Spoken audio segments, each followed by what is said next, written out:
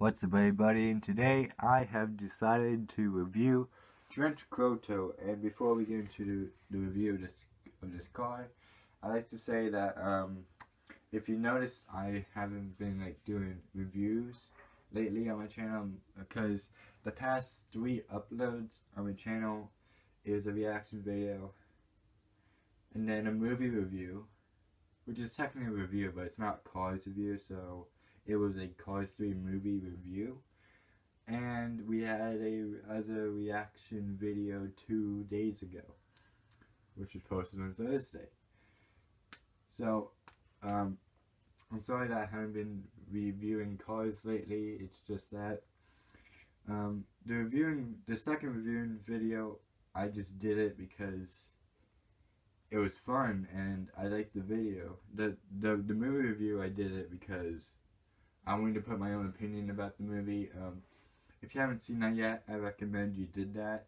Not because I worked very hard on it, basically because it's a good video. So if you haven't checked out my Cars 3 movie review, I recommend that to you. You don't have to, but it'll make me happy if you do.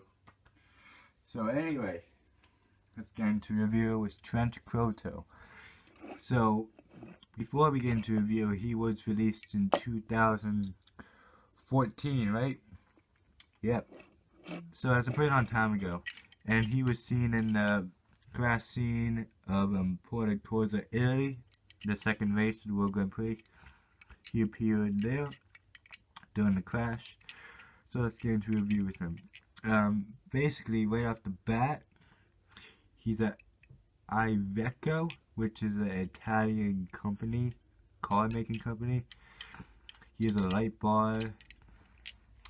I like the detail they put on this character. It's amazing. Nice rims. Nice grill. The mirrors are plastic, but they're pretty sturdy. And the back half is actually not all plastic, which is surprising. The only thing that's plastic is that metal. It's that silver crate right there, and the anchor that holds the hook. That's the only thing that's plastic. Everything else is metal. Besides, and light bar, that's also plastic. There's a little storage thing right there, where the towman would keep his tools, like his wrench, probably. There's 2 lights right here.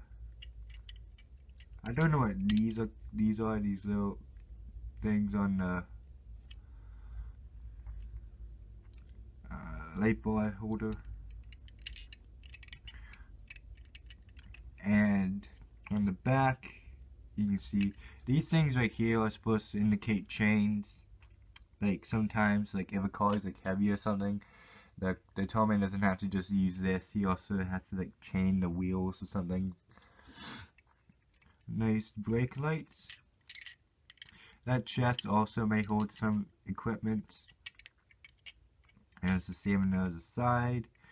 Gray windows. And this is a unusual type of tow truck. I don't really know what this would be used for, but yeah, I know what this is used for. Here, let's get a car very quickly.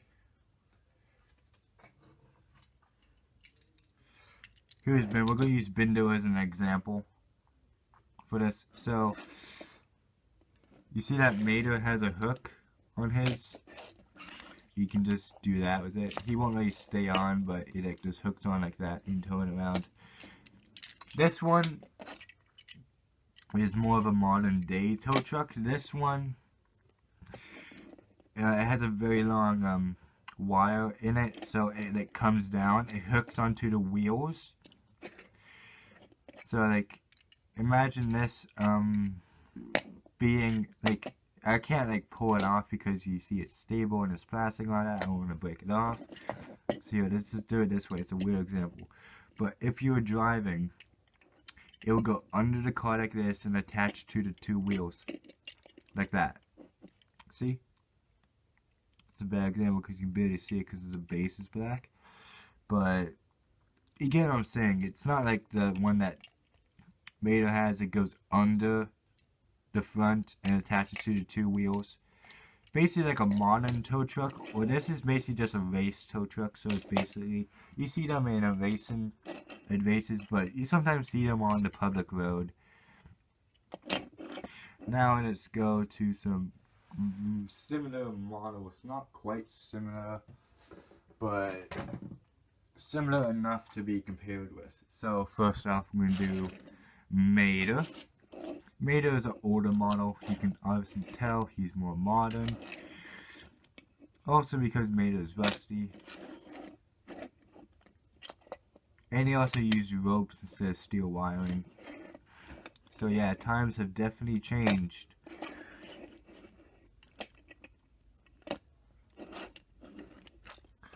A second one.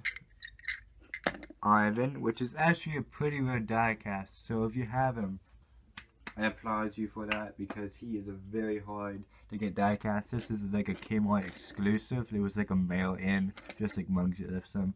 So if you do have him, props to you. If you're trying to get him, your best source, I believe he's been he was re-released in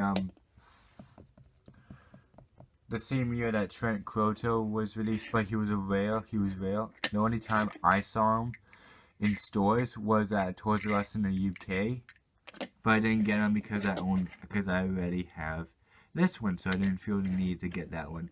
But yeah, the one in the Lemon series released in 2014 was a hard one to find. So if you was able to find that one in stores when it was released the second time, props to you. And if you got it the first time around, which was around 2013, props to you. If you're still trying to get them, eBay and Amazon are your best options, but they're pretty high priced, so choose wisely. And if you don't want a used one, I'd rather go for non-used, because in a few years it'll be a lot more expensive. So anyway, I got off topic, so let's get back on topic, which is Trenchcoat. Ivan's actually a pretty cool model, not gonna lie. He's actually one of my favorite models.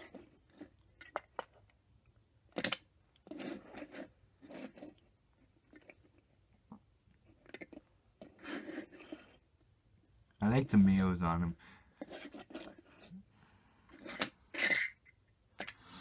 And that's not least. This is like a tow truck. This is a similar model. Alfredo. I absolutely love this guy's name, basically because it's Alfredo, and it's the name of a pasta that I eat. And here's a coincidence. I'm actually having fettuccine Alfredo pasta tonight, so that's actually pretty cool. I'm showing Alfredo, the eminence here. At the same time, in a few hours from now, I'll be having Alfredo pasta for dinner. So that's actually pretty cool. And if you're wondering, this is pre-recorded. So this is being recorded on Friday, but we upload tomorrow, which is Saturday.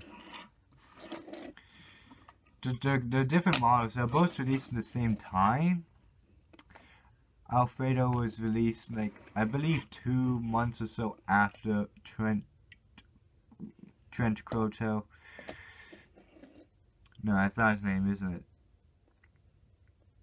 Yeah, that's him. I blacked out for a second. They have similar eyes. The reason why I'm basically comparing them is because they're both